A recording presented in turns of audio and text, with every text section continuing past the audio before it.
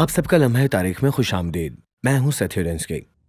आज की किस्त में आइए कलीसिया की तारीख के गहरे उराक में झांकते हैं। हम तकरीबन उस वक्त में वापस जाएंगे जब इसकी इब्तिदा हुई और आज हम एक ऐसा सवाल उठाएंगे जो सदियों से मुतनाज़ रहा है। आपका कलीसियाई पस मंजर जो भी हो, मुमकिन है इस सवाल के जवाब पर आपकी अपनी एक राय हो। रोमी कैथोलिक रिवायत के मुताबिक हजरत पतरस को आमतौर पर कलीसिया का पहला पापाए रोम माना जाता है। वो हस्ती जिन्हें खुद जनाब यीशु मसीह ने कलीसिया पर हुक्मरानी का मुकम्मल इख्तियार बख्शा। लेकिन क्या वाकई इसी लम्हे से रूहानी पेशवाओं का आगाज हुआ? आइए कलीसिया की तारीख के सफर पर नजर डालें ताकि इस पेचीदा सवाल को समझने की कोशिश की जा सके।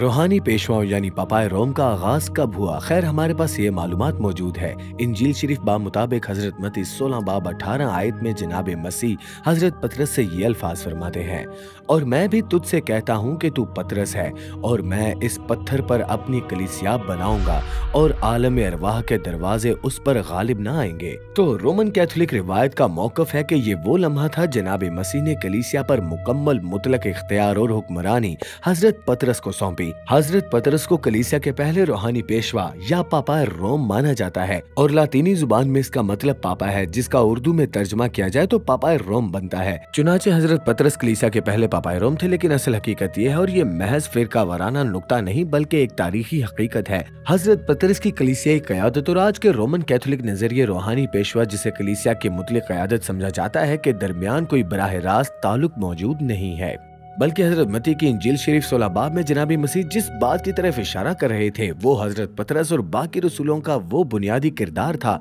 जो वो कलीसिया की तश्कील में अदा करने वाले थे। हम सब की तरह वो भी आम इंसान थे, ऐसे आम इंसान जिन्हें खुदा ताला ने अपने मौजज़ाती मकासद के लिए इस्तेमाल किया। और हजरत पतरस खुद भी इस हकीकत को समझते थे। चुनाचे उन्होंने जनाब मसीह के बाद इस मर्द जी उठने के बरसों में कलीसिया की क़यादत आजिज़ी और इंसानी कमजोरियों के साथ की। और सच तो ये है कि कलीसिया के इब्तिदा में 3 बरसों तक सूरत हाल कुछ यूं ही रही। मर्द हजरात को बतौर पासबान और निगरान मुकर्रर किया जाता था। ये दोनों इस्तिलाहात दरअसल एक ही मफहूम रखती थी। ऐसे रहनुमा जो इलाकाई कलीसियाओं की खिदमत करते थे और उनका मकसद जनाब मसीह जो कलीसिया के हकीकी सरबराह हैं उनकी क़यादत में आजिज़ी से अपने रेवड़ की रहनुमाई करना था। अब रोम में भी एक कलीसिया थी जिसके अपने निगरान यानी बिशप साहिबान थे, लेकिन 4वीं और 5वीं सदी ईस्वी में जब मसीहत रोमी दुनिया में एक मातूब मजहब से निकलकर गालिब अकीदा बन गई तो कलीसियाई रहनुमाओं का इख्तियार और असर व रसूख बढ़ने लगा। कलीसिया के रहनुमाओं को शहंशाह कुस्तुनतीन की जानिब से बुलाया गया वो कलीसिया के अकायद को मुरत्तब करें,